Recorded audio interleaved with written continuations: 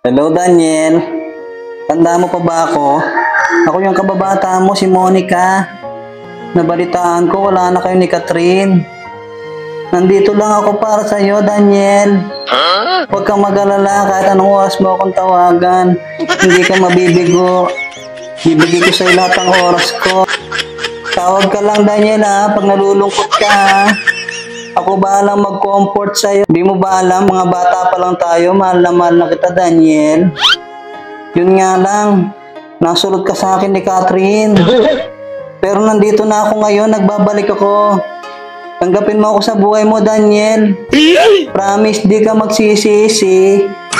Akong bahala sa'yo, pag-asayahin kita. Basta pag nalulungkot ka, ha. Alam mo naman yung number ko. Tandaan mo ba yung ginagawa natin nung maliliit pa tayo?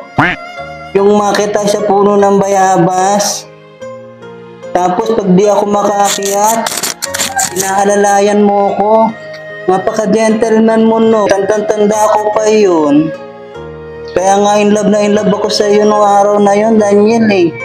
Kaso di mo ko ganong pinapansin. Oh, no! Kaya nga nun, sama-sama ng loob ko sa iyo, Daniel. Pero kahit ganon, hindi pa rin nagbago yung pagtingin ko sa iyo. Yung puso ko para sa iyo pa rin. Andito lang ako palagi. Lagi kitang iniisip.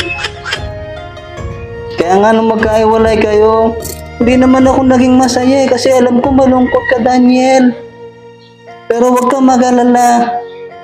Andito lang ako, yung puso ko para sa iyo. Sige na, Daniel, ha. Tawag ka lang pag may time ka. Ang oras ko laging sa'yo. I love you, Daniel.